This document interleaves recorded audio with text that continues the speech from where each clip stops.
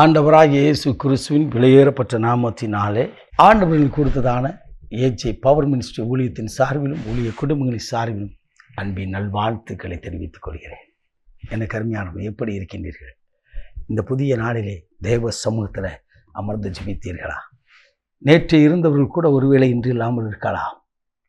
இந்த புதிய நாளை கர்த்தர் நமக்கு தந்திருக்கிறார், ஜீவாய் இரக்கமாய் தந்திருக்கிறார். அந்த தேவனுக்கு உள்ளத்தின் ஆழத்திலிருந்து நன்றி செலுத்தினீர்களா?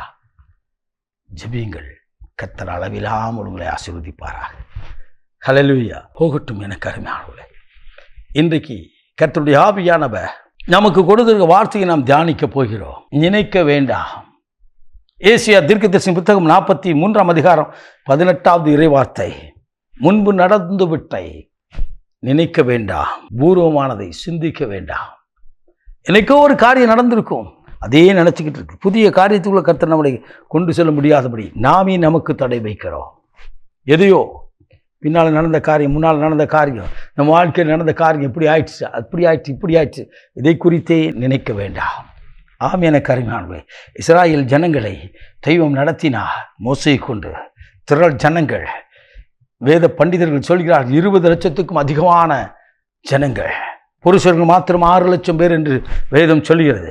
திரள் ஜனங்களை நடத்தி வருகிறார். வானத்திலிருந்து மன்னாவை கொடுக்கிறார், கண்மலையிலிருந்து தண்ணீரை புறப்பட செய்கிறார்.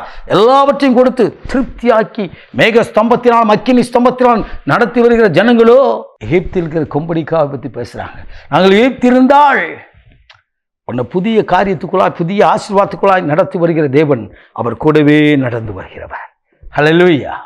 எனக்கோ நடந்துகிட்டு இருந்த காரியம் இது கிடைக்காம போயிடுச்சு, இது இப்படி ஆயிடுச்சு, அப்படி ஆயிடுச்சு. அப்படி அல்ல எனக்கு அருமையானவர்களே. அவற்றை நீங்கள் நினைக்காமல் நினைவிலிருந்து எடுத்து விட்டு மறந்து விட்டு உங்களை மறவாத தேவனை நோக்கி நீங்கள் ஆராதிப்பீர்கள் சொன்னால் அவர் புதிய காரியங்களை செய்வார். ஹல்லேலூயா. புதிய காரியங்கள், அது உங்கள் வாழ்க்கையில் உங்கள் புத்தி கெட்டாத காரியமாக இருக்கும். அது ஒரு முறை கூட உங்கள் தகப்பன் வீட்டிலே, உங்கள் கணவர் வீட்டிலே அனுபவித்திருக்காத ஒரு ஆசீர்வாதமாக இருக்கும். அந்த ஆசீர்வாதத்துக்கு நேராய் நீங்களும் நானும் கடந்து வர வேண்டும் என்று சொன்னால் பழச மறக்கணும், என்னைக்கோ நடந்த மறக்கணும். ஆண்டவரமே மறந்திருக்கிறாரே. நான் உளையான சேற்றிருந்த போது அவரை என்னை தூக்கி எடுத்து அவர் பரிசுத்த இரத்தத்தினால் என்னை கழுவி என்னை பரிசுத்தப்படுத்தி என் பழைய பாவங்களை மறந்து புதிய அபிஷேகத்தை தந்தாரே, புதிய கிருபைகளை தந்தாரே, புதிய ரட்சிப்பை தந்தாரே.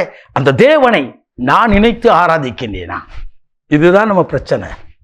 அவர் மறந்திருக்கிறார் பாவங்களை, அவர் மறந்திருக்கிறார் நம்முடைய பழைய சுவாபங்களை. அவர் நமக்கு புதிய கிருபைகளையும் புதிய ஆசீர்வாதங்களையும் புதிய அபிஷேகத்தை தந்திருக்கிறார். அதெல்லாம் பேச மாட்டோம். எனக்கோ ஒரு காரியம் நடந்தது, ஆனால் நான் ஆண்டவருடைய பிள்ளை, நான் ஜெபிக்கிறேன், நான் ஆராதிக்க, நான் சர்ச்சுக்கு போகிறேன், ஆனால் எதையோ குறித்து பேசிக்கிட்டு இருக்கேன். இல்லை எனக்கு அருமையானவர்களே, புதிய காரியங்கள் வேணும்னா, புதிய ஆசீர்வாதம் வேணும்னா பழசனா மறந்து தெய்வத்தை நோக்கி துதித்து பாருங்கள், தேவனை நோக்கி ஆராதித்து பாருங்கள். உங்கள் நினைவில் இருக்கிற எல்லா பிரச்சனைகளையும், பிரச்சனையோடு இருந்து தேவனை துதிக்காதபடி, பிரச்சனை பார்க்கிலும் பெரியவரின் ஆண்டவர், உலகத்தில் இருப்பனை பார்க்கிலும் உங்களுக்குள் இருக்கிற பெரியவர் என்று வேதம் சொல்கிறது. அந்த பெரிய தேவனை, வானாதி வானங்கள் கொள்ளாத தேவனை உள்ளத்தின் ஆழத்திலிருந்து ஆராதித்து பாருங்கள். அவர் புதிய காரியங்களை செய்யும்படியா உங்கள் நினைவில் இருக்கிற பழைய சுவாபங்கள் எல்லாம் மாறும் பொழுது உங்கள் வாழ்க்கையில புதிய புதிய காரியங்களை செய்யும்படி அவர் வெளிப்படுவார். ஹல்லேலூயா, ஹல்லேலூயா.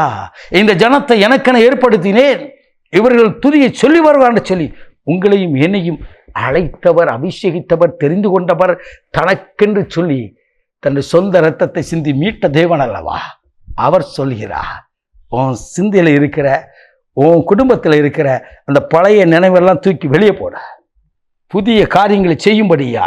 பூர்வமான ஒரு காலத்தில் எங்கள் அப்பா காலத்தில், எங்கள் அம்மா காலத்தில், என் காலத்தில் நான் இப்படி இருந்தேன், அப்படி இருந்தேன், அதெல்லாம் தூக்கி வெளியே போட்டுட்டு ஆண்டவரை பார்த்து சொல்லுங்கள், ஆண்டவரே உங்கள் சொந்த இரத்தத்தினால மீட்டிருக்கீங்க, எங்கள் வாழ்க்கையில் உங்கள் அபிஷேகத்தை, உங்கள் கிருபையை, உங்கள் இரக்கத்தை என் மேலே கொடுங்கப்பா, எனக்கு ஊற்றுங்கப்பா, என் சந்ததிக்கு தாங்க, என் குடும்பத்துக்கு தாங்க, என் குடியிருப்புக்கு தாங்க, என் வாழ்க்கையில தாங்க என்று சொல்லி கேட்டு பாருங்க.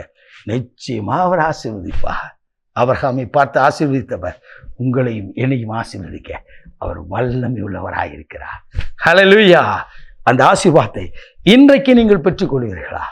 ஜெபிப்போமா. மகா பரிசுத்தம் உள்ள தகப்பனே, இந்த அற்புதமான வேலைக்காய் ஸ்தோத்திரிக்கிறோம்.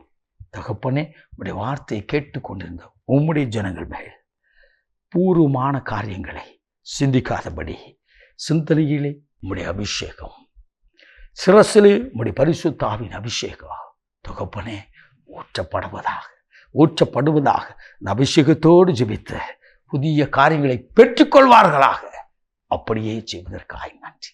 இயேசு கிறிஸ்துவின் வெளியேறப்பட்ட நாமத்தில் ஜெபிக்கிறோம், ஜீவனுள்ள நல்ல பிதாவே. ஆமென். ஆமென். God bless you.